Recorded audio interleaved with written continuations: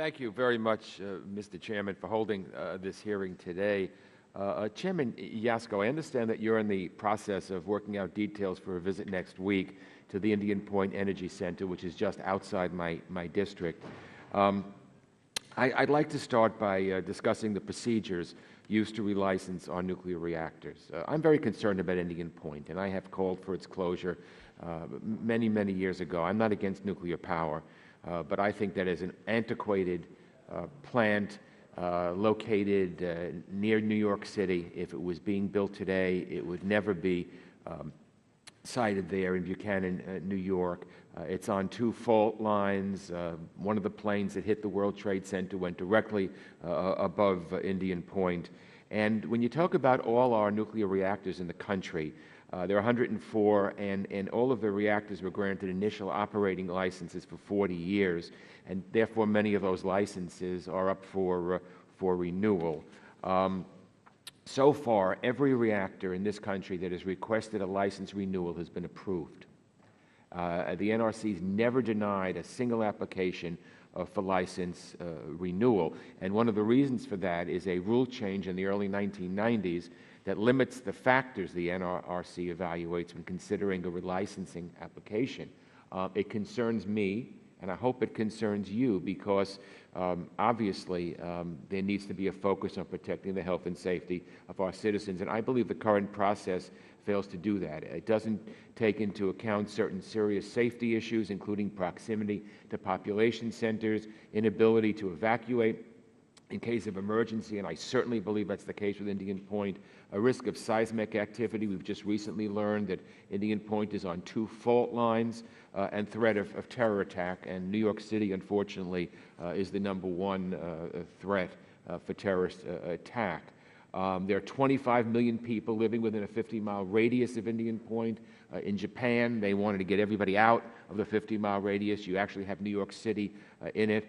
I'm told it's the largest, it's the power plant that's closest to any major metropolitan area in the country, and yet it's the most populated metropolitan area. So it makes no sense to me. The NRC released a report which said that among U.S. nuclear plants, Indian Point's reactor number 3 has the highest risk of core damage from an earthquake of any nuclear power plant in the country. Now, it said it was 1 in 10,000, but, you know, 1 in 10,000, it's still number 1 on the list. And researchers at Columbia University have determined that Indian Point, and I quote them, is it clearly one of the least favorable sites in our area from an earthquake hazard and risk perspective.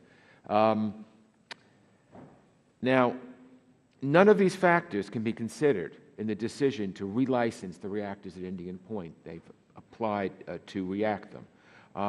My colleague, who also has a district very close, Anita Lowy, and I have introduced the Nuclear Power Licensing Reform Act, which is H.R. 1268.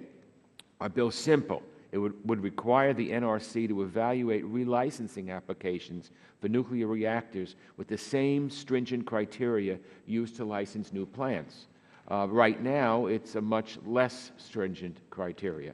So I don't understand why that should be the factor.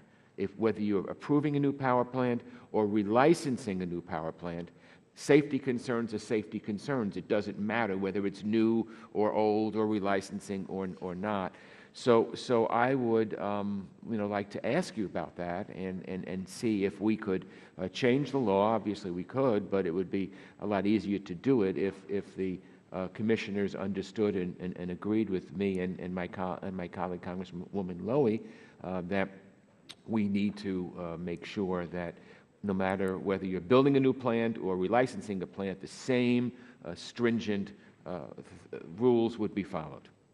Well, as you indicated, our license renewal process is really focused on the aging of the systems and the components that are important for safety. So, in effect, what it does is it puts additional requirements on a plant that is having its lifetime extended. Every plant, regardless of whether it's 1 year old or 45 years old, is required to meet and follow all of our regulations. So if we get new information, for instance, as we're looking at with the seismic issues related to Indian Point, We don't wait for license renewal to address those. We require utilities to take that information and promptly address that to make sure that the plant is safe regardless of what its age is. So what we found is the way the license renewal approach would work best is to have this focus really just on these additional programs that are necessary to ensure that there's no effects from the aging of the equipment as it gets older with the extended life of the plant.